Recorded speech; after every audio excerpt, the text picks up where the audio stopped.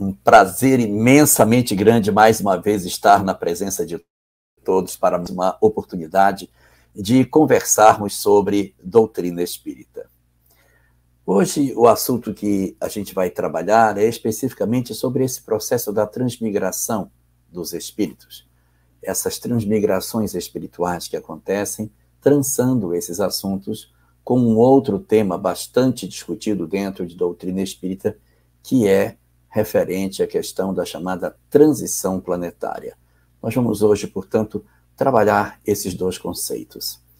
E para que a gente comece a discutir como que a gente pode interpretar esse fenômeno das chamadas migrações espirituais, nós precisamos retornar ao Livro dos Espíritos em duas questões que a obra dispõe que podem nos ajudar nesse sentido. A primeira dessas questões é a questão número 76, aonde Allan Kardec pergunta o que são os espíritos, e na resposta oferecida, os espíritos dizem que os espíritos são os seres inteligentes que habitam o universo. Observe que a resposta diz que são os seres que habitam o universo, significando para nós que nós não somos propriedade dos mundos. Nós não somos efetivamente espíritos criados, vinculados com uma história específica para um mundo em particular. Nós somos espíritos que temos uma vinculação com o universo infinito. E nós iremos para uma porção do universo ou para outra porção, a depender das circunstâncias evolutivas que justifiquem a nossa permanência num planeta ou em outro. Mas nós não somos propriedade de planeta nenhum, como também não somos propriedades da Terra. Desse modo, portanto, os espíritos são os seres inteligentes que habitam o universo infinito. 100 questões para frente, a questão número 176, nos oferecerá uma outra informação sobre os mundos, dizendo que os mundos são solidários entre si. O que significa isso? Reforçando a questão 76, agora está se dizendo que os mundos sendo solidários entre si, ainda que eles possuam uma determinada característica evolutiva, eles transitam espíritos de um para o outro com regular frequência. Então, dentro dessa ótica que o Espiritismo nos oferece, nós vamos entender como se nós somos espíritos que pertencemos ao universo infinito e nos vinculamos a determinados mundos por determinadas condições espirituais, mas que essas condições não são absolutas, porque nós podemos também fazermos as nossas migrações de mundos para mundos. E o que é que define, quais seriam os fatores que seriam os que justificariam as nossas encarnações em um específico mundo? Ou seja, por que nós estamos na Terra? Se nós somos espíritos habitantes do universo infinito, por que a gente está na Terra? E quando se fala das nossas encarnações, elas são na Terra. Se nós somos espíritos do universo, o que fazemos tanto repetindo experiências no mesmo lugar? Diz a doutrina espírita que o que faz com que nós reencarnemos num determinado mundo são basicamente dois fatores. Um fator mais forte e um fator mais fraco. O fator mais forte é o nosso grau de evolução. Os mundos possuem graus de evolução diferentes, então os espíritos encarnam nos planetas a depender do grau de evolução desses mundos, que tem que ser compatível com o grau de evolução dos espíritos que neles habitam. Então, nós estamos habitando o planeta Terra porque o nosso padrão evolutivo ele é semelhante com o do planeta Terra, por isso que nós estamos aqui. A hora que as nossas condições espirituais não fossem ou não se tornarem mais compatíveis com o planeta, nós perdemos a aderência com esse mundo e passamos a ser candidatos para irmos para outras sociedades em virtude da distonia entre ao nosso padrão vibratório e do mundo que a gente vive. Se nós estamos encarnando na Terra, vivendo nesse planeta, com as dores que ele tem, com as nossas lamúrias, meu Deus, que mundo é esse? É porque aqui é um mundo que expressa muito bem o nosso grau de evolução. Então, o nosso grau de evolução é o fator primeiro que justifica a nossa permanência nos mundos habitados. Mas existe um segundo fator, porque, poxa, mundos semelhantes à Terra tem vários. Meu Deus, quantos tem? Planetas de provas e expiações em condições semelhantes, já que a Terra tem? Ah, tem inúmeros. E por que a gente só encarna nesse? É porque aqui estão os nossos amores. Esse é o segundo fator. Fator número 1, meu padrão evolutivo. Fator número 2, os meus amores. Onde estão os teus amores? A sua tendência é reencarnar próximo dos seus amores. Mas desde que o grau de evolução permita. Porque a primeira pergunta é se o grau de evolução acolhe o nosso padrão espiritual. Então, se, por exemplo, eu tenho muitos amores na Terra, mas o meu padrão evolutivo já não é mais semelhante ao da Terra, ainda que os meus amores estejam aqui, a gente perde a concessão. A perda da concessão, ela é fundamentalmente relacionada com o aspecto espiritual, com o padrão evolutivo que a gente possui. Então, nessa perspectiva, o livro O Evangelho segundo o Espiritismo nos apresenta um roteiro sobre essa questão dos mundos habitados, nos oferecendo um entendimento de determinados graus de evolução que os mundos assim possuem. Agora, esse processo de transição e de estágios que a gente tem, eles precisam ser entendidos com duas observações. Primeiro, não é uma escada, é uma rampa. Não existe mudanças bruscas de padrão evolutivo. Nós não temos um mundo que está num determinado padrão e, de repente, ele muda para outro. Não vai acontecer isso. Os mundos, eles vão transformando-se lentamente como uma rampa. A cada dia, um pontinho diferente já tem, produzindo em nós transformações significativas para o nosso amadurecimento espiritual. Então, os mundos, eles não estão estagnados, como se estivessem dentro de um platô, de uma coisa reta, e de um dia para a noite, ele pula para o outro. Não. Eles são uma rampa. Esse é o primeiro ponto. E o segundo ponto é que esta rampa não possui um número rígido de graus de evolução.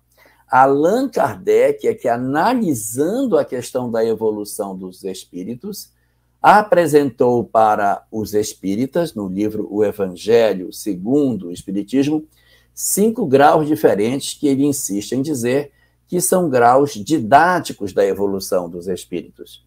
Esses graus não são absolutos. Eles são, na verdade, fenômenos que se dão dentro do processo de evolução dos espíritos em que você consegue enxergar, olha, isso aqui tem característica muito clara de ser esse aqui tem uma característica muito clara de ser esse outro. E aí ele levanta dentro do texto, do capítulo 3º do livro O Evangelho segundo o Espiritismo, um conjunto de características dos mundos, falando de 5 tipos diferentes. Os mundos primitivos, que são tipicamente mundos semelhantes à pré-história, ou seja, você vê a pré-história, é isso que é um mundo primitivo. Em seguida, os mundos de provas e expiações, marcado por espíritos inteligentes, muito capazes, muito inteligentes, mas muito atrasados moralmente, que odeiam, se vingam, são egoístas, promovem guerras, fazem fome, violência, agridem pessoas. Esse padrão de mundo de provas e expiações, que é o segundo momento dentro dessa rampa, esse seria o padrão que a Terra comporta, ou seja, a Terra seria um mundo típico desse momento evolutivo no qual nós vivemos essa etapa em que nós somos muito inteligentes, mas pouco adiantados moralmente. E dizem os espíritos que nessa situação o mal supera o bem. O mal na Terra supera o bem. Então, essa é a boa característica de que nós estamos no mundo de provas e expiações.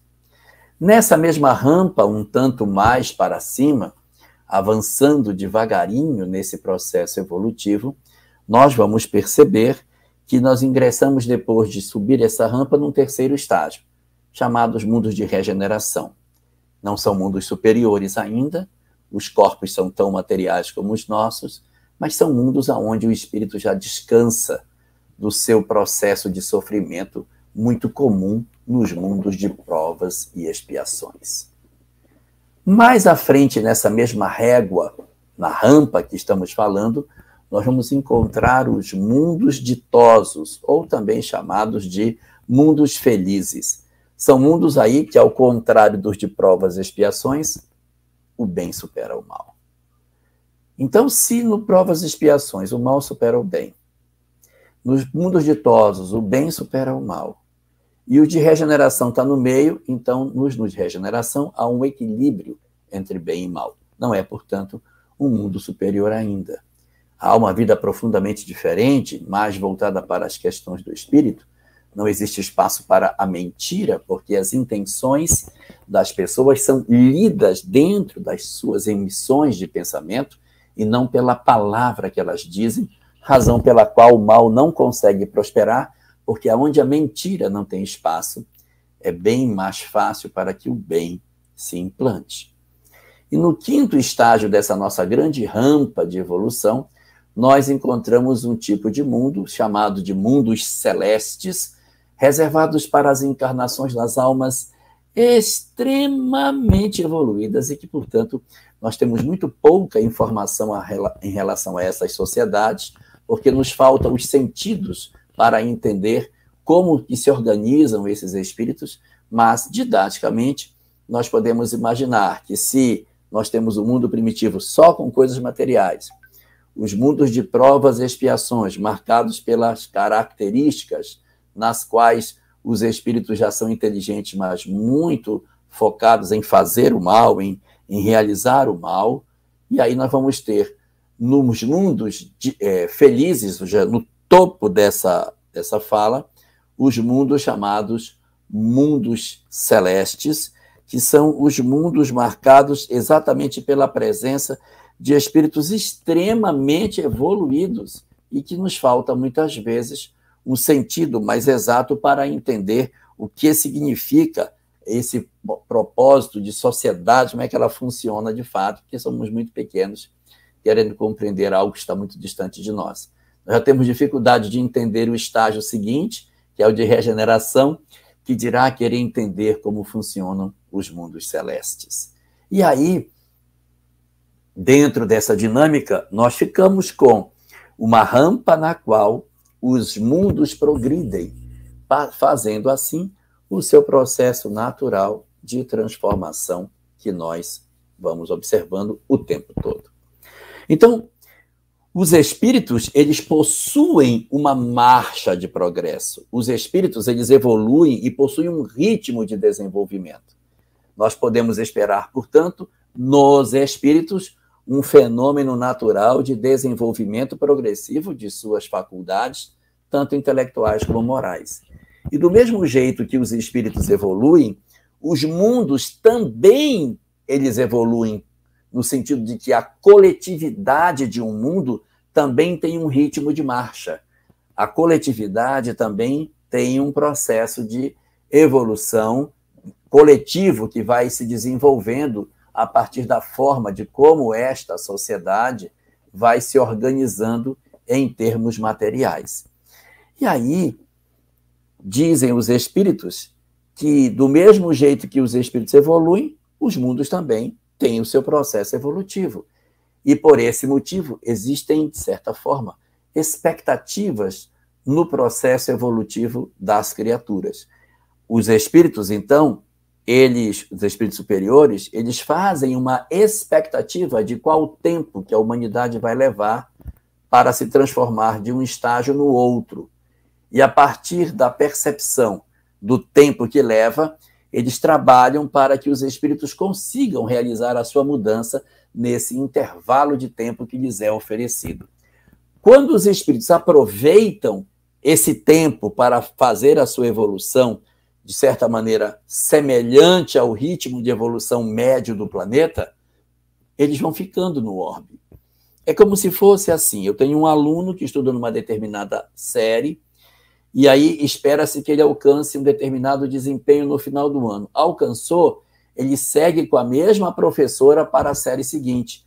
A mesma professora vai seguindo com os alunos, vai acompanhando os alunos, ele vai seguindo com a sua turma e vai permanecendo naquele orbe, no ritmo de evolução que tem, e o mesmo professor vai acompanhando os alunos na sua evolução, porque eles estão dentro da marcha média que se espera.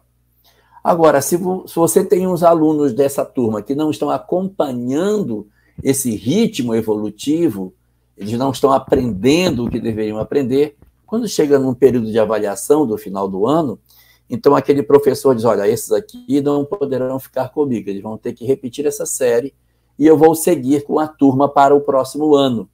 E vocês, então, vão ter que pegar esses que estão rebeldes e reconduzir para outras salas para repetir o ano que eles não conseguiram ser aprovados, digamos assim.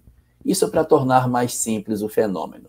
Então, existe, no dizer da literatura espírita, um período no qual, nessa rampa, os mundos começam a abandonar certas características do estágio de trás e começam a apresentar as características do estágio seguinte. Então, ele vai deixando as percepções que tem em um determinado estágio e passa a ocupar as características progressivamente do estágio seguinte. Como isso é muito lento, a gente não consegue enxergar, porque isso se dá no curso dos séculos, até dos milênios, mas a sociedade vai produzindo lentamente o abandono de determinados valores e começa a abraçar novas propostas de conduta, facilitando com que esses indivíduos alcancem novas lições. E, com isso, o mundo, a sociedade como um todo, começa a se mobilizar, alterando significativamente a sua característica da forma como ela se organiza. A Terra, portanto, sendo um mundo habitado, ela também passa por esse processo. Ela também tem marcado na sua história a expectativa de ser um mundo primitivo, um mundo de provas e expiações, um mundo de regeneração, e assim sucessivamente. A grande questão é como foi que isso aconteceu? Como é que isso acontece? Como que isso vai acontecer daqui para frente? A Terra, segundo o que o Espiritismo diz, ela estaria no segundo estágio. Ela já esteve no estágio primeiro, que é o estágio de mundos primitivos, e agora está no estágio segundo, o estágio de mundos de provas e expiações, se preparando para ir para o terceiro estágio. A rigor, lendo as obras espíritas com mais atenção, os espíritos já dizem, não, a Terra já não é mais um mundo de provas e expiações. Ela agora é um mundo em transição para a regeneração. Então, se a gente dissesse que nós temos o estágio 1, que é os primitivos, pré-história, o estágio 2, que é o estágio da história que nós estamos vendo até hoje, e temos um estágio 3, que é o estágio da chamada regeneração, a Terra não é mais estágio 2, mas aí também não chegou no 3. Ela está no 2,5, ela está na transição, tendo características do estágio seguinte, mas ainda tendo características do estágio anterior. É isso que faz o cenário que nós estamos percebendo no planeta Terra de hoje. E quando a gente vê essa fala de que a Terra está num processo de transição, porque toda vez que ela passa de um estágio para o outro, ela experimenta uma transição, é lógico perceber que essa não é a primeira transição que o planeta Terra passa. Claro que não. Porque ela era mundo primitivo e passou para mundo de provas e expiações, aqui teve uma transição. Quando nós saímos da pré-história para a história, houve uma transição planetária. Nós estaremos vivendo agora a segunda transição planetária. Houve uma lá atrás que foi aquela que tirou a humanidade da sua infância espiritual, trazendo as criaturas para a condição de espíritos que constituiriam a história, e aí nós abandonamos aquele período da pedra lascada, da pedra polida, daquelas vidas em cavernas, em palafitas, aonde nós experimentávamos o processo de formação do ser humano, do gênero Homo, a partir do Homo erectus, o homem de Cro-Magnon, o homem de Java, o homem de Pequim, todas essas experimentações que aconteceram no período anterior, aquilo que chamamos de história, ou seja, a pré-história, diz respeito ao estágio número 1 da Terra, o estágio de mundo primitivo, aonde não existe uma estrutura social bem montada, onde não se conhece a escrita, aonde o domínio da agricultura é muito rudimentar. Então, nesse período chamado de pré-história, nós começamos a verificar a primeira das transições para um mundo de provas e expiações. E aí a gente pode tirar dessa primeira transição alguns elementos muito importantes. O primeiro deles é que, como a gente viu lá atrás, a transição da pré-história para a história não foi brusca, não foi rápida. Levamos milênios, eu disse milênios, nós levamos milênios para deixar a condição de mundo primitivo e dizermos, agora a Terra está no período da história.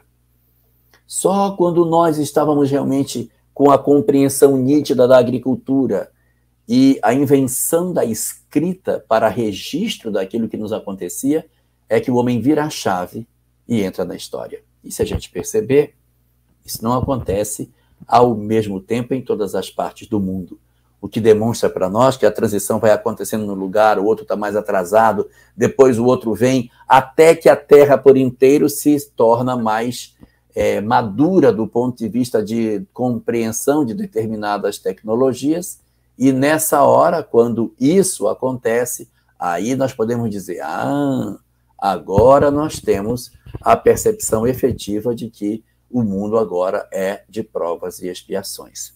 Então, na hora que aconteceu essa transição de mundo primitivo para mundo de provas e expiações, uma série de fenômenos aconteceram que vale a pena a gente recordar para a gente entender que, de repente, alguma dessas coisas podem nos tocar bem de perto. Quando nós saímos da condição de primitivo para provas e expiações, nem todos os espíritos estavam em condições de seguir para o estágio seguinte. Muitos daqueles que estavam encarnados na Terra não eram, na verdade, espíritos que estavam prontos para ingressar na história. Por quê? Porque eles viveram tanto a pré-história que eles não conseguiram dominar elementos fundamentais para a construção da história em si. Então, esses que não acompanharam isso, eles são, então, selecionados, e aí disse o seguinte, bom, você não poderá ingressar na condição de história, porque lhe falta o conhecimento intelectivo para poder vivenciar isso. Então, como houve uma dificuldade muito grande de acompanhar, esses espíritos que não acompanham, eles podem sofrer um processo de migração e irem para outros mundos para repetir a experiência de pré-história até que eles estejam maduros de tanto repeti-la e tenham condições espirituais de serem espíritos que atravessam essa transição e entram na história de seus planetas, participando da construção de civilizações, fazendo a estruturação de reinos e de tudo aquilo que a gente conhece da nossa história, ainda que antiga, mas é uma história que, de certa forma, está muito relacionada com o surgimento da civilização nossa, do nosso planeta. Então, o que a gente vai ter? Eu tinha uma população na Terra como primitivo que se dividiu em duas. Parte dela não ficou na Terra. Foi dito, não, vocês vão ter que repetir esse estágio. Apesar de milênios exercitando para que eles aprendessem as condições de mundos de provas e expiações, com eles não deu certo por agora. Então, essas entidades são tomadas e são migradas do planeta para repetir o estágio de mundo primitivo, para que a inteligência desses indivíduos seja trabalhada, seja experimentada e eles possam, então, permanecer em mundos no estágio seguinte, que é o de provas e expiações. Então, eu tinha aqui no estágio 1, 2 grupos de espíritos, uma parte foi embora para outros mundos primitivos e outra parte continuou no planeta para continuar o seu processo evolutivo. Só que esses que ficaram na Terra eram almas ainda muito simplórias, conheciam um pouco da ciência, eles eram muito simples, tinham acabado de sair da pré-história, conhecimentos muito frágeis. Então, nesse período em que isso acontece, nós vamos ter a percepção de que eles saem da Terra exatamente porque eles não conseguiam aprender, e o que ficaram aqui, coitados, eram muito incipientes, conheciam muito pouco. Mas a Terra iria passar para o estágio 2. Olha que lindo! Então, os que eram 1, que não aprenderam, voltam para repetir no estágio 1. E se tivesse algum lugar do universo que já tivesse espíritos no estágio 2, mundos de provas e expiações, e que não estavam conseguindo permanecer nos seus planetas, o que você faria, já que eu peguei os espíritos do estágio 1 da Terra e vi que eles não tinham condição de ingressar no estágio 2, e eu migrei com eles do planeta para que eles repetissem o estágio 1, se eu tiver em algum lugar do universo espíritos no estágio 2 que não conseguem passar para o estágio 3, o que é que eu faço com esses espíritos? Eles repetem o estágio 2. E como que isso se repete? Ingressando em planetas que estejam na sua transição planetária, de maneira que eles vêm de outras partes do universo, se inserir na história desses mundos, para repetir a experiência de provas e expiações. Qual a vantagem disso? Lá no mundo de origem deles, eles não podem ficar. Mas os seus amores estão lá. Os amores estão, mas eles não têm mais padrão evolutivo para permanecerem nesses orbes. Então, eles, apesar de terem seus amores, a evolução é um fator que é soberano sobre os seus afetos. Então, eles perdem a concessão e terão que migrar para outros mundos onde seus amores não se encontram. Vão ter experiências profundamente dolorosas para reaprender o caminho do bem, longe dos seus amados, em lugares que eles nunca pisaram. E por esse motivo, levas de espíritos de outros lugares do universo chegaram à Terra no período da transição de mundo primitivo para mundo de provas e expiações. Nessa primeira transição que nós tivemos do planeta, o que aconteceu? Saiu uma parte que não se acomodou, que não se alinhava com o próximo estágio, e entrou uma outra leva de espíritos que não eram da Terra e que vieram para cá para impulsionar o progresso do planeta. Era uma migração planetária que acontecia entrando e uma migração planetária saindo. Saíam os repetentes do nosso mundo e entravam os repetentes de outros locais do universo que vinham repetir esse mesmo experimento dos mundos de provas e expiações. É como se fosse uma escola. Quando chega no final do ano, os alunos do primeiro aninho, que não conseguiram se alfabetizar, repete o primeiro aninho. E os alunos que estavam no primeiro ano, eles vão entrar, e os que estavam no primeiro aninho, os que não aprenderam, repetem o primeiro aninho. E essa turma passa para o segundo aninho. No segundo aninho, quem vai compor a turma do segundo ano? Todos aqueles que estavam no primeiro e que foram aprovados para o segundo, e aqueles que durante o ano estavam no segundo ano e não conseguiram ir para o terceiro, entram nessa turma. São alunos mais experimentados, já viram muita coisa, já são mais experientes, mas eles estão com dificuldade de aprender certas coisas. Então, eles se juntam e as turmas se fundem dentro desse propósito.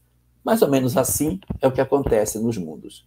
Aqui na Terra, portanto, 2 naipes de espíritos bastante distintos se juntaram na formação da nossa história. Os nativos da Terra, ingênuos, desconhecedores das coisas, ainda muito incipientes em tudo, e almas extremamente inteligentes, sagazes demais, mas com graves atrasos morais, que não conseguiram ingressar nas sociedades de mundos de regeneração e que tiveram que retornar para viver isso. É essa situação da transição que aconteceu lá atrás que justifica as civilizações tão pujantes que nós tivemos no passado. Observe com isenção como pôde, em tão poucos séculos, uma civilização como a egípcia surgir dentro da Terra. Aprenderam com quem? Ninguém. Eles criaram uma civilização praticamente do nada. De onde veio o conhecimento dos gregos, dos geômetras, dos astrônomos, dos filósofos gregos? De onde veio tanto conhecimento que a Terra não tinha condição de oferecer? Para se ter uma ideia, Demócrito e Leucipo diziam que todos os corpos humanos são formados de substâncias muito pequenininhas que não são visíveis a olho nu, mas elas se conjugam para fazer a matéria. Ela é tão pequena que ela não pode ser divisível. Então, aquilo que é divisível em grego se diz tomo. Tomo é uma divisão, uma parte. E átomo significa não divide. Então, todas as substâncias eram constituídas de átomos, ou seja, o indivisível, que não era visível ao olho nu, mas era indivisível, mas que se juntava e fazia todas as formas de matéria que nós percebemos. Isso eles falavam antes de todos os conceitos de matéria que nós temos hoje. É impressionante a maturidade que essas civilizações possuíam. Gregos, hindus, meu Deus, quanta genialidade! E não só eles, fenícios com as suas genialidades em embarcações, medos, persas, babilônios, caldeus, acadianos, sumérios, que foram os primeiros a trazer a escrita para o planeta nas suas tábuas de argila. Então, nós tivemos uma eclosão de genialidades num período em que a gente não consegue explicar.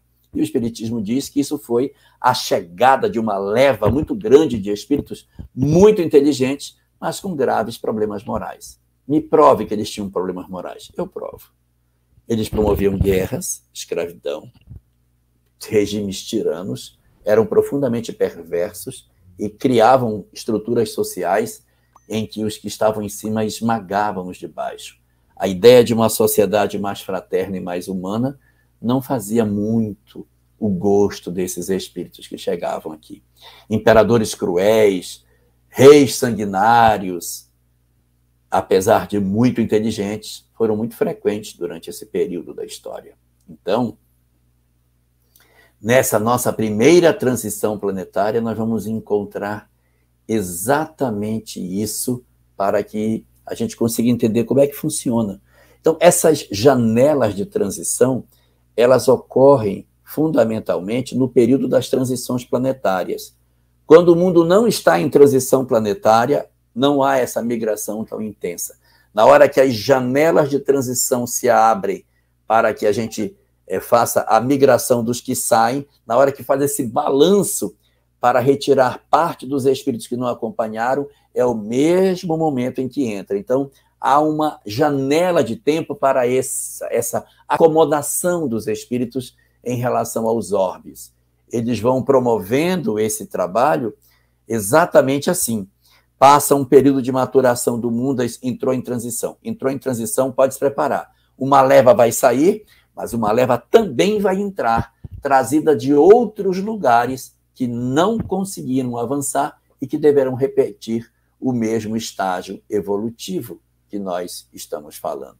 Então, assim, dentro dessa dinâmica que a gente encontra no período da transição planetária, o ritmo é mais ou menos o seguinte.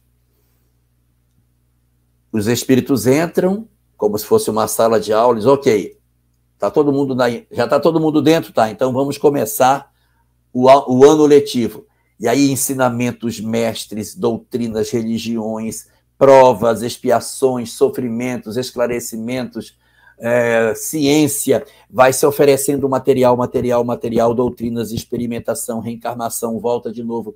E aquela efervescência de conhecimento, vamos ver se eles aprendem, vamos ver. Aí vai fazendo, vai trabalhando isso para ver se eles conseguem aprender esse processo. Na hora que, por algum motivo, os espíritos já começam a apresentar um grande grau de maturidade que está passando dos limites do mundo, olha, aquele cara ali está muito bem, aquele outro ali também. Então, você pode fazer aquilo que se chama migração planetária individual. O que é a migração planetária individual? É tirar um indivíduo que está muito melhor do que a média do planeta, porque ele alcançou um desempenho que este orbe já não tem mais o que oferecer a ele. Então, você pinça um indivíduo e pergunta, você quer migrar, meu querido? E ele pode dizer, eu aceito, e ele migra para outro mundo. Ou ele pode dizer, não, eu quero ficar porque os meus amores estão aqui. E aí é facultativo. Ele pode ir, como ele pode ficar. Migrações individuais ocorrem quando? Fora do período da transição planetária. É fora do período. É durante aquela efervescência da construção do conhecimento que você diz, olha, aquele aprendeu bem, podemos levá-lo para o próximo estágio. Então, elas são ocorridas fora da transição planetária, elas ocorrem individualmente e não de um coletivo de pessoas, elas são facultativas, ou seja, o espírito aceita ou não, e a sua quarta característica, quem migra são os espíritos bons, são os que estão acima do padrão do mundo e que podem viver novas experiências em outros lugares. Quando chega a janela da transição planetária, ou seja, passa aquele período de educação, de ensinamento, de provas, de expiações, de uma série de vivências, bom, chegou o período que a gente pode fazer a reflexão para analisar quem vai permanecer e quem vai ficar no orbe. Abre-se a janela do período da transição planetária. E aí, quando abre-se essa janela, as ordenações do mundo espiritual se transformam. Não haverá mais migração individual planetária. Não. Indivíduos não vão sair mais. Quando inicia a transição, não, eu vou precisar de você, não vai embora que eu preciso de ti. Você é muito bom, mas agora, nesse momento histórico do planeta, eu preciso que você permaneça. Então, na transição planetária, os bons já não saem mais. Puxa, mas ele é muito bom. Mas a gente vai precisar dele. Vai precisar porque a situação vai ficar bem difícil. Então, os bons só saem individualmente do planeta fora do período da transição. Iniciou, esse dispositivo não é mais utilizado. Iniciam-se os preparativos para a migração coletiva dos espíritos. Como é a migração coletiva? Na primeira, as migrações ocorriam fora da transição. Essas ocorrem só na transição planetária. Na primeira, a migração era individual. Aqui, ela é coletiva. Levam-se uma quantidade muito grande de espíritos de uma única vez. Com o detalhe, que, como diz Allan Kardec na Gênese, esse fenômeno não é feito de uma vez só. Junta e leva todo mundo. Não, ele é feito em várias ondas. Então, vai uma leva, vai outra leva, eles vão saindo em blocos dos mundos, porque vão sendo experimentadas as possibilidades de que eles despertem. Aí, despertou? Não. Tenta mais um pouquinho. Realmente aqui não vai despertar mais, não. Então, podemos passá-lo para outros mundos. E eles migram para os outros mundos. Então, a migração não é individual, é coletiva. A migração se dá não durante a transição, mas fora da transição. Terceira característica. Na primeira, ela era opcional. Eu que dizia, não, eu quero ir. Não, eu não vou. Aqui, a migração coletiva não é opcional, é compulsória. Os espíritos dizem, vocês vão. Mas vai. E os meus amores? Você vai. E retiram os espíritos dos lugares onde eles estão, conduzindo-os para outros ambientes do universo. E eles têm a sensação de degredo, de abandono. Por isso o mito de Adão e Eva, que falava de um local maravilhoso que por desobediência haviam perdido, era o sentimento inato de que eles viviam num local lindo, e que perderam tudo e acordaram num mundo inóspito, difícil, grandes dificuldades. Eles viviam numa sociedade parecida com a nossa, internet, WhatsApp, anestesia, ar-condicionado, essas coisas todas, carro, conforto de avião, esquece tudo isso e volta para uma sociedade lá atrás, em que você tem que construir pirâmide no deserto. Então era uma condição bem diferente. E como última das características, na primeira delas, quem saía? Os bons. E agora, quem vai sair? Não são naturalmente os maus. Kardec diz que são os maus não tocados pelo bem. São os maus não tocados pelo bem. Então, a transição planetária altera completamente essa dinâmica da migração dos espíritos para outros mundos, criando uma nova realidade, que é exatamente essa que nós estamos enfrentando hoje no planeta Terra. Qual a característica fundamental que a gente percebe durante a transição planetária? Kardec diz que a principal característica da transição é a convulsão das ideias. A transição planetária não é uma coisa geológica, vulcão, furacão, tufão, maremoto, terremoto, tsunami, não é isso. Pandemias, não é isso. São processos internos à criatura humana, porque, a bem da verdade, a transição não é planetária, a transição é do indivíduo planetário, é da população planetária, da coletividade de espíritos. Não é o mundo fica igualzinho. O que muda é a compreensão dos espíritos sobre o que seja a vida.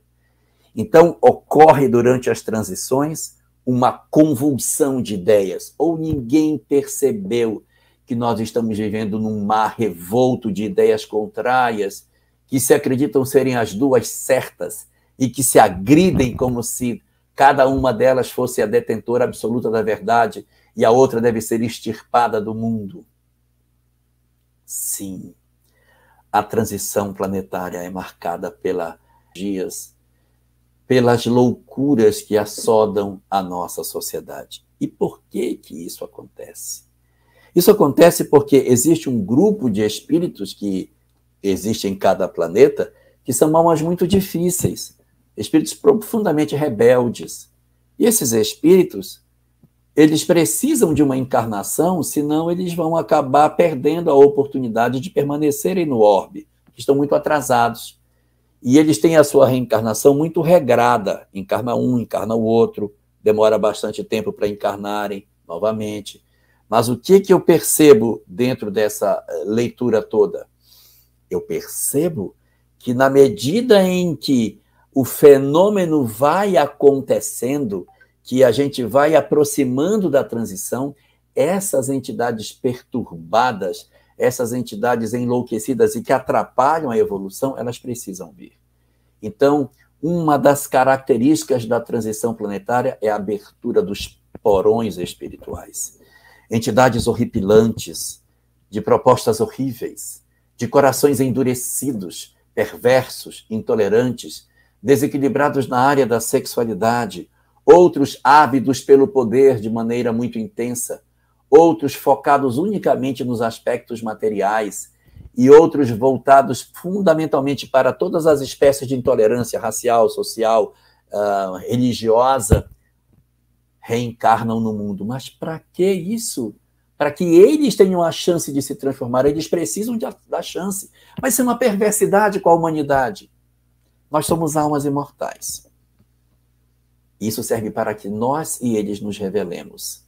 Quando eles reencarnam, terão uma última oportunidade de se sensibilizarem e despertarem para coisas positivas e verdadeiras. E nós teremos a oportunidade de provar que não nos perfilamos com as suas ideologias e também não os odiamos por conta disso. Porque se surge uma ideologia louca no mundo e eu digo que lindo e me abraço com ela também, não estou pronto para permanecer na Terra.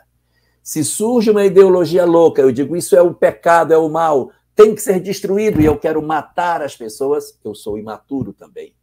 Então eu preciso aprender a conviver com o mal sem usar das armas do mal para poder conviver entre eles. O nosso papel não é mudar a humanidade, não é salvar a humanidade, é salvar a nós mesmos.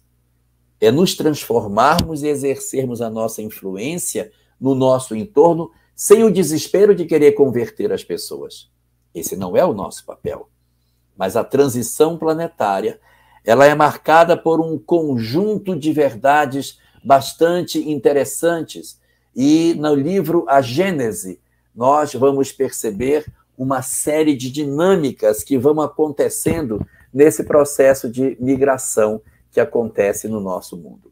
Então, olhando essa discussão que a gente tem, nós poderíamos falar de 4 tipos de migrações diferentes. Nós temos a migração de um indivíduo saindo do planeta, é um tipo de migração, que ocorre fora da transição.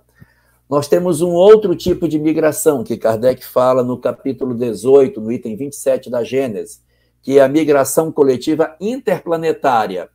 Eu tenho um conjunto de espíritos que está num determinado país, vai encarnar no outro. Migra todo mundo, mas dentro do planeta. Esses exercícios migratórios também acontecem dentro da Terra. Existe também um outro tipo de migração, que são os desencarnes coletivos. Migrações coletivas para o mundo espiritual. A pandemia que estamos vivendo é exatamente isso. Então, a migração coletiva que sai para o mundo espiritual. E temos a migração individual, daquele que migra individualmente para o mundo espiritual. Então, eu tenho migração de um espírito saindo do planeta para outro, migração de um espírito saindo da Terra para o mundo espiritual, migração de vários espíritos indo para onde? Para outra região da Terra, e migração que acontece dos espíritos migrando para o mundo espiritual. São 4 tipos de processos migratórios, sendo que nenhum desses estão relacionados com as migrações que ocorrem coletivamente durante as transições. Porque no livro dos Espíritos, no livro A Gênese, Allan Kardec vai tratar no capítulo 18, no item 32, da migração coletiva planetária. Aí você vai ver o fenômeno da transição e o surgimento desse estilo de transição que não aparece nas outras horas da história do orbe. É o capítulo 18 da Gênese que vai falar disso para nós. Vai dizer primeiro, no item 29, que não são todos que migram. Isso é muito importante. Só vão migrar alguns. Vai todo mundo embora. Não vai. Não são todos que vão. Não são todos. Vão apenas aqueles que sejam os mais difíceis. Como diz o item 27, os maus não tocados pelo bem. Os que forem maus, mas que forem tocados pelo bem, possuem uma possibilidade de poderem permanecer na Terra. Eles têm isso. Allan Kardec até diz, olha, existem vezes que você tem um espírito que ele não é totalmente bom, mas percebe-se que se houver um investimento nele de um pouco mais de amor, nós poderemos conseguir, com esse esforço, fazer uma mudança nele e ele pode permanecer no planeta Terra. Então, olha que coisa linda. O espírito, ele não estava em plenas condições de permanecer na Terra. Não estava. Mas, a partir do momento em que as experiências que ele ficou na Terra para viver aconteceram, ele pode até mudar. Então, ele pode ter as condições de permanecer na Terra. Então, isso é muito bonito, porque o esforço de permanência é muito grande para que nós fiquemos na Terra. Nós é que temos a ideia de que, de repente, essa questão vai ser expulsando todo mundo do planeta, que vai embora, vai ficar pouquíssimos aqui. Não. Os que vão embora são os maus não tocados pelo bem. E isso serve como um consolo para nós, porque às vezes nós vemos tantas dores na Terra. Meu Deus, não é possível que essas pessoas não se enxerguem, não é possível que não vejam. A lei de Deus está vendo. Os endurecidos no mal, os que odeiam, os que possuem posições muito rígidas e fortes, independente do que seja, porque às vezes diz assim, o certo é este lado. Não, o certo é quem ama. Eu posso ter pessoas de um lado e de outro da vida que não amam. Então, se eu tenho uma pessoa E assim, politicamente isso acontece muito, né? Pessoas dizem, olha, o outro lado político é errado. O lado político errado é o que não ama. Se eu estiver no lado A ou no lado B, lado C, no lado H, o que for, e eu amar, não agredir pessoas, e fizer tudo o que eu puder para criar uma sociedade harmônica, eu estou do lado certo. Mas independente do lado que eu estiver, se eu agrido, se eu ataco, se eu odeio, se eu firo, se eu conspiro contra, se eu faço o mal, os fins não justificam os meios. E, portanto, nós nos mostramos como sendo almas ainda incapazes de permanecerem na Terra dentro desse fenômeno de aproveitamento das almas que podem efetivamente transformar os seus corações. E é nesse cenário maravilhoso das migrações que acontecem no mundo que nós vamos nos perceber entre eles. Em que sentido? A Terra está passando, sim, por um processo de transição. O que significa dizer que nós estamos sendo avaliados. Nós temos que parar de olhar isso como um processo global e olhar para nós individualmente, para cada um de nós como pessoa. Porque muitas vezes as pessoas dizem assim, oh meu Deus, por que não vem logo essa transição e tal? Mas não é assim. A transição ela não se opera de fora para dentro. A transição planetária ela vai ocorrendo quando cada indivíduo se transforma em uma pessoa melhor. Quando eu desperto para uma visão coletiva de vida, quando eu passo a não usar os instrumentos do amor para me relacionar com o meu próximo, quando eu me conecto com Deus e com a sua lei, e quando eu luto para vencer as minhas imperfeições, eu consigo efetivamente me identificar com a proposta de amor oferecida pela doutrina espírita. Assim, portanto, não esperemos que o mundo lá fora se transforme. Façamos a nossa parte na transformação, aproveitando as oportunidades que a vida nos concede para sermos pessoas melhores, porque o objetivo da nossa encarnação e das nossas encarnações na Terra é despertar em nós o prazer de amar. Quando nós desenvolvermos nas nossas almas a capacidade de entender que o amor é a chave para todos os nossos dramas, que nós vencermos o ódio, as paixões, a inveja e o orgulho, nós estaremos caminhando de maneira bastante resoluta para permanecermos no planeta. Cada criatura que percebe isso é como se fosse uma pequenina lâmpada que se acendesse num planeta escuro. A Terra estará iluminada quanto maior for o número daqueles que despertem nesse propósito. E há uma janela de tempo para que essas pessoas assim promovam a sua mudança. O Cristo já está promovendo a seleção daqueles que permanecem na Terra e aqueles que deverão estar saindo. O processo de migração já começou. Várias entidades já fizeram as suas movimentações espirituais para que não permaneçam na Terra. Já foram retiradas muitas entidades, mas ainda há muita gente para ser retirada. Nós, às vezes, ficamos pensando, ai meu Deus, eu vou ser retirado do planeta. E quero tranquilizar os espíritas. A maior expectativa para nós não é a nossa migração para outro orbe. Não faz muito sentido que a gente receba um conjunto de informações espirituais tão significativa, tão substancial, e depois peguem essas pessoas e mandem para outro orbe.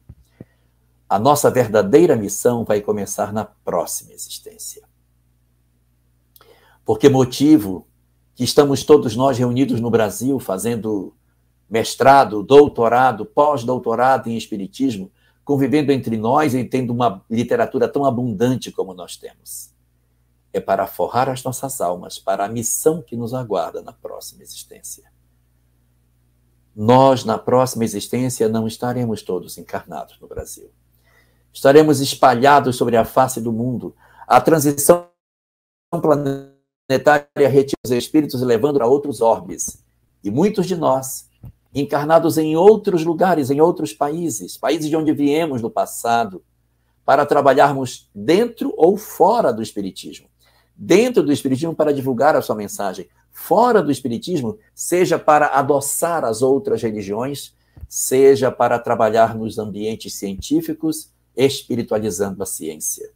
Mas podemos também renascer no Brasil para adoçar as religiões brasileiras, para espiritualizar a ciência brasileira e alguns de nós dentro do movimento espírita brasileiro para continuar as ideias que esse ideal possui. Então, acordemos para esse processo e façamos todo o esforço para entronizar em nós os conhecimentos espíritas, porque nós não sabemos se seremos espíritas na próxima.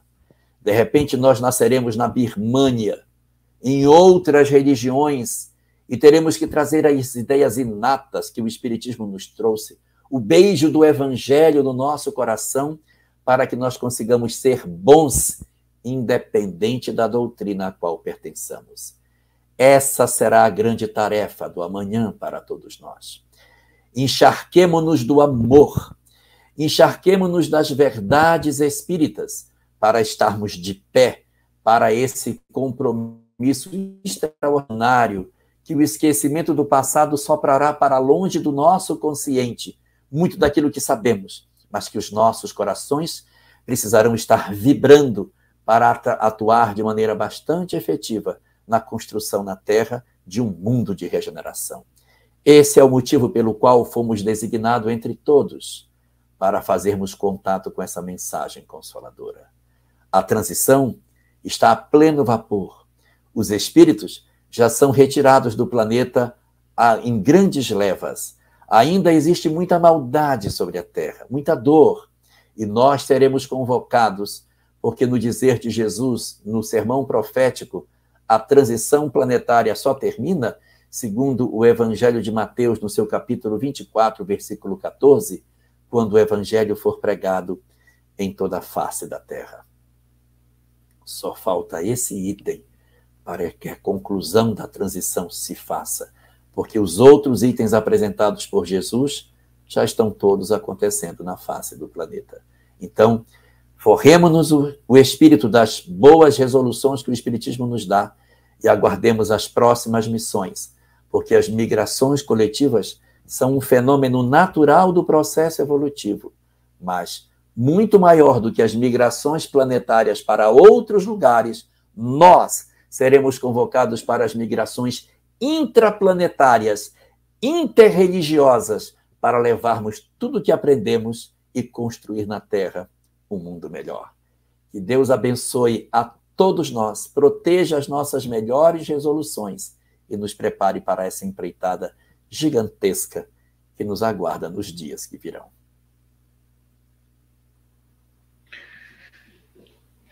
Profundamente renovados de ângulos completamente nunca antes pensado. Essa, por exemplo, da transmigração interplanetária para em outras encarnações, essa realmente me pegou. Gostei muito, achei excelente.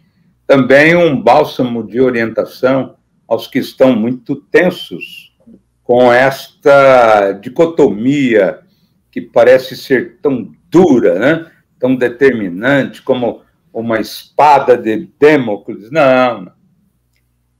Você foi muito feliz e realmente a gente vê, Jorge, conversando com espíritos desalmados, que às vezes estavam numa família, mas tinham 4, 5, 6, 8, 10 famílias perturbando em um conjunto com várias entidades. Você vai conversar com essas entidades, elas são frias, absolutamente frias. Esses são o objeto da migração. E aí, o que está ocorrendo, eu perguntei até para o Divaldo, quando ele esteve aqui em 2018, e perguntei para ele, falei, escuta, está acontecendo, eu não posso determinar, eu peço para o espírito ir para um grupo de orientação para saber qual que é o seu destino. Então, os espíritos vão lá e tal. Ele que nos fala, eu não estou induzindo nada. Aliás, a doutrinação maior é aquela que dialoga sem indução. Sim. E eles estavam falando já há muito tempo, e agora entendi, né? Com mais propriedade. Que eles vão para outro mundo, né? Onde já se viu, vocês não podem fazer isso comigo. Estão mostrando aí, são pessoas altamente diferentes, eu não posso ir para esse lugar. Que isso? Para com isso e tal. Então, aí eu vejo que realmente quase toda reunião mediúnica tem um ou dois, assim, que eles riem quando você fala em renovação. Eles gargalham, né? Eles não aceitam o perdão, Luiz Carlos. O perdão, não, tem que ser a vingança. E é por isso que eles estão presos. Exatamente. Agora tem uma questão aqui do Céu Barros. Jorge, boa noite. Podia nos falar um pouco sobre a civilização asteca e seus sacrifícios e crenças? Boa noite, Céu. Como está você? A Céu é de Madrid. Céu Barros é de Madrid. Boa noite, Céu. A cultura asteca, ela é uma cultura bastante interessante, que ela constitui um dos 3 povos pré-colombianos: maias, astecas e incas. Incas no Peru, maias na Guatemala e os astecas na Cidade do México. Os astecas, eles eram um povo marcado por uma série de conhecimentos espirituais muito interessantes. A história dos astecas fala muito da mediunidade deles. Inclusive, existe uma história que se conta sobre os astecas, de que eles tinham um deus chamado Quetzalcóatl, que era um deus na forma de uma cobra. E esse deus, ele, a cada 52 anos, ele renovava a permanência da civilização por mais 52 anos. Então, eles tinham que fazer uma festa a cada 52 anos, que se eles fizessem, eles durariam mais 52. E numa dada vez, o rei asteca estava olhando no espelho e ele viu, refletido no espelho, seres bastante estranhos chegando, montando num animal também esquisito. E ele chamou os sacerdotes para ver o que aquela imagem sumiu no espelho. Era uma visão que ele estava tendo. Ele estava vendo os espanhóis montados nos cavalos. E ele achou que era Quetzalcóatl, que vinha para tomar conta do... Porque era o 52º ano do calendário dele. Ou seja, se Quetzalcóatl estivesse vindo, poderia determinar o final deles.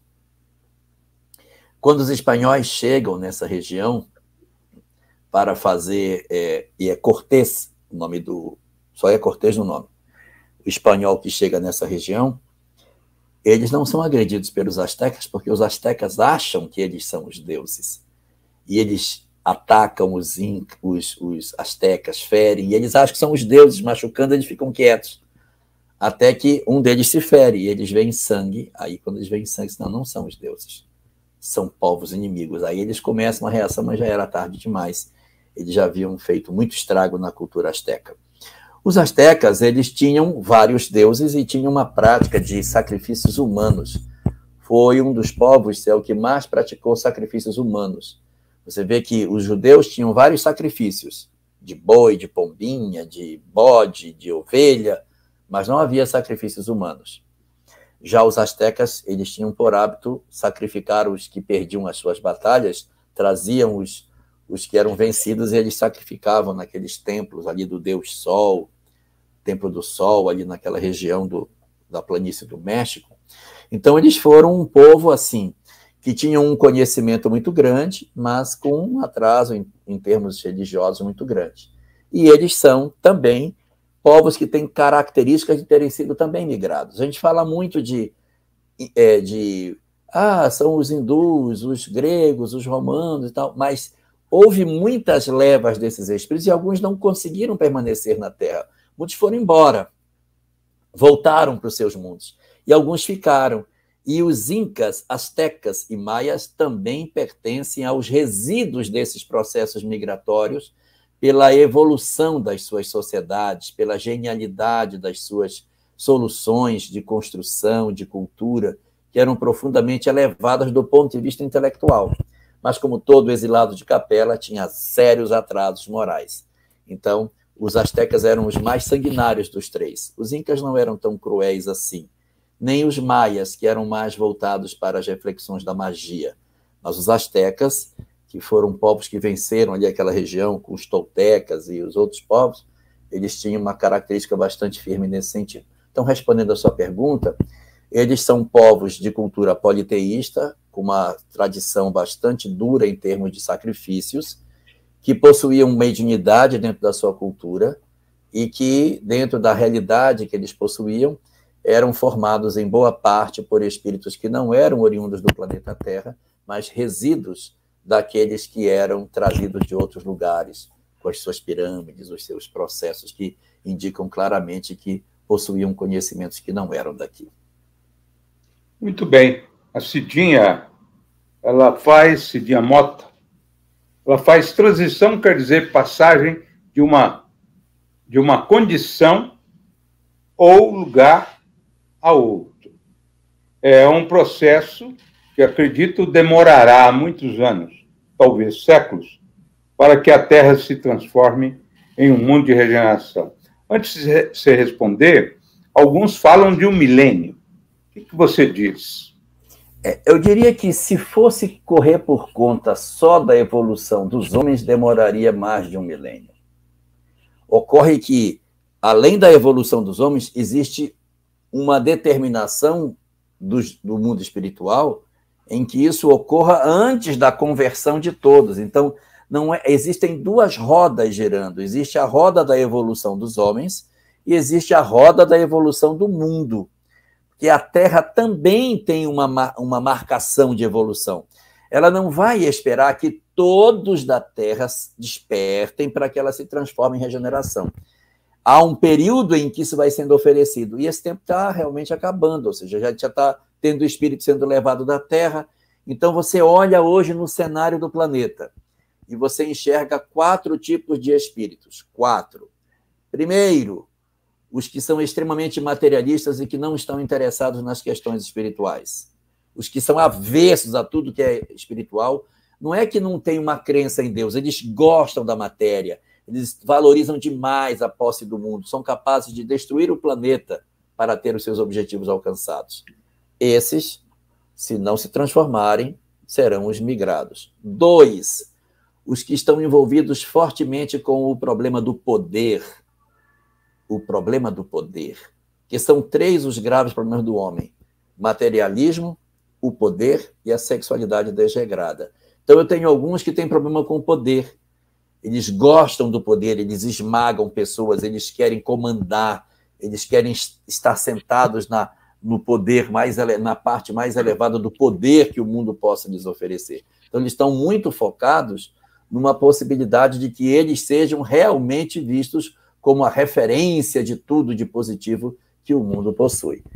E existe um terceiro grupo, que é o grupo marcado por aqueles que, posso assim dizer, ligados à questão da afetividade desregrada. São espíritos bastante problemáticos, trazem uma sexualidade bem torturada, possuem condutas profundamente ligadas à promiscuidade, e a promiscuidade ela está bem distante daquilo que seria a proposta que se poderia esperar da lei de Deus. E o quarto grupo seria o grupo relacionado à questão da intolerância. Então, a intolerância é outra característica que denota os espíritos atrasados. E aí você tem a intolerância racial, que é uma bobagem, a intolerância política, que a gente às vezes enxerga as pessoas que têm muita dificuldade de lidar com o que os outros pensam. Nós temos a intolerância religiosa, que de vez em quando no mundo aparecem uns surtos de que a gente percebe que a intolerância começa a tomar os espaços no nosso planeta. Então, esses são os perfis típicos daqueles que muito provavelmente serão os migrados da Terra.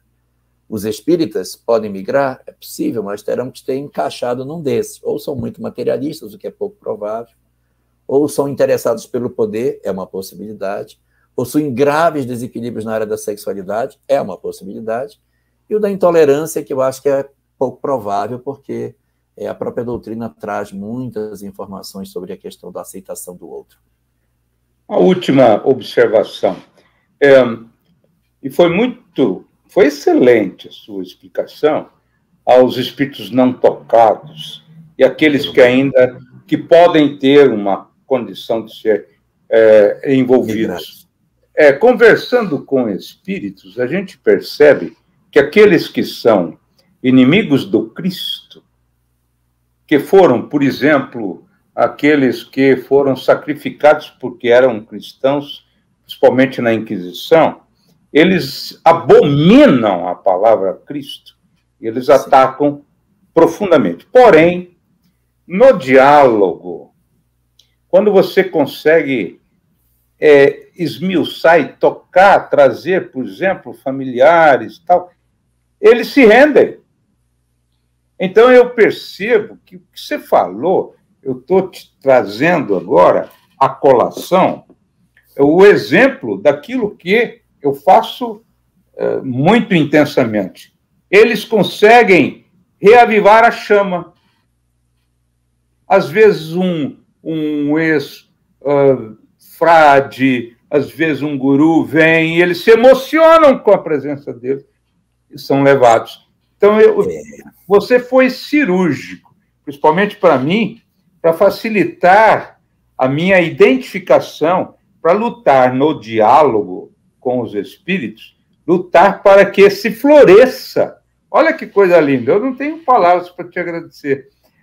Que se floresça esse nível de que tem alguma coisa tocada, né?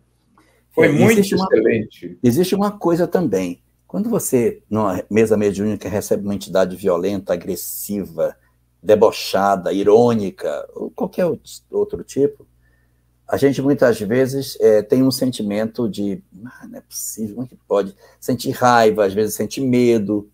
E, nesse caso, o mais indicado é você fazer o esforço para conseguir enxergar por trás da agressividade uma criança que chora.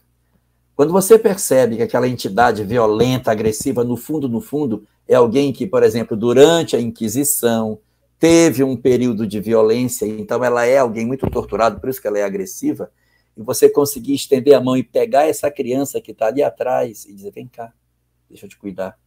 Você conseguir acessar a criança que está frágil é o sucesso da doutrinação. Porque se você for, não, mas repare, porque Jesus no capítulo tal disse isso, você vai perder. Não. Você vai perder. Você tem que olhar a criança que está frágil e oferecer acolhimento para ela. Essa é a grande estratégia para o trabalho de socorro espiritual.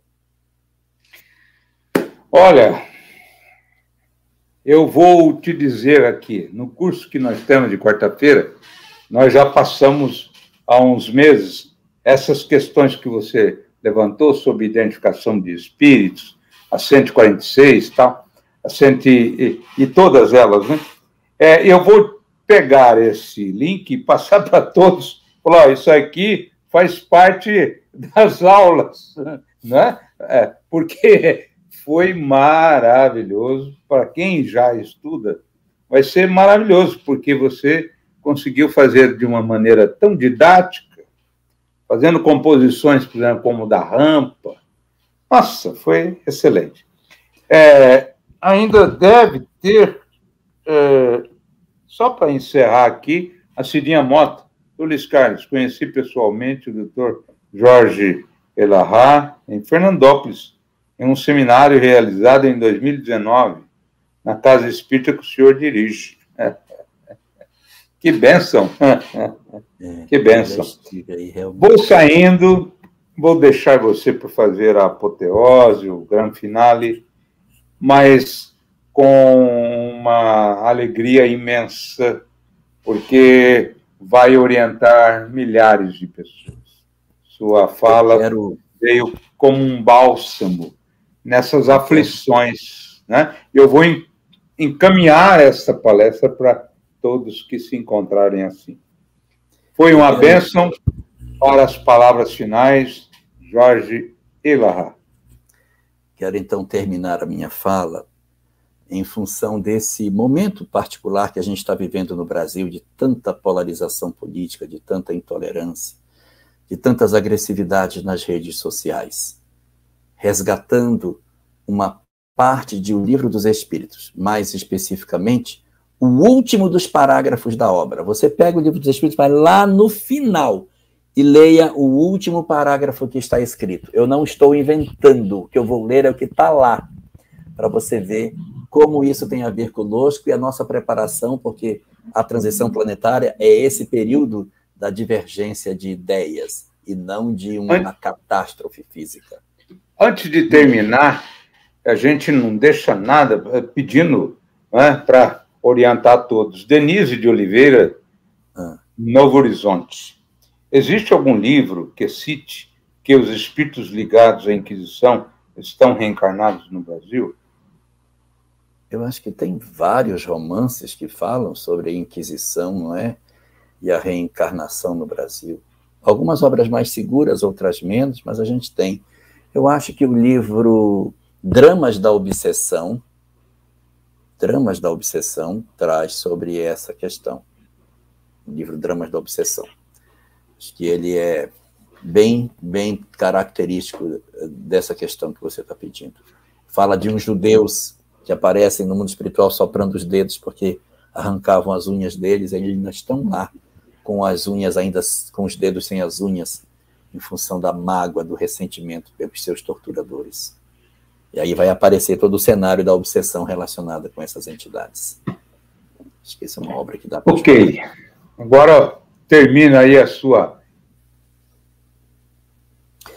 Então, eu gostaria de resgatar aqui uma parte final, que é a parte final do Livro dos Espíritos, aonde Santo Agostinho, terminando a conclusão da obra, diz o seguinte: jamais os bons espíritos foram os instigadores do mal. Então, se alguém hoje está realizando algum mal, é visto dos bons espíritos. Jamais os bons espíritos aconselharam ou legitimaram o assassínio em qualquer idade e a violência em qualquer das circunstâncias, seja um criminoso ou não. Nem o assassínio e nem a violência são inspirados pelos bons espíritos. Segue o texto. Jamais estimularam o ódio entre os partidos. Então, se existem partidos que têm ódios entre si, esse sentimento, essas emoções, não provém dos bons espíritos. Os bons espíritos não dividem pessoas. Então, jamais estimularam os ódios dos partidos, nem a sede de riquezas, e nem de honras, e nem a avidez dos bens da terra.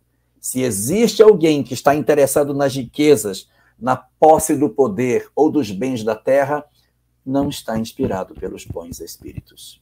E quem, então, está inspirado pelos bons espíritos? O texto segue e responde: os que são bons, os que são humanitários e benevolentes para com todos, ou seja, que nas redes sociais não atacam pessoas, não agridem pessoas.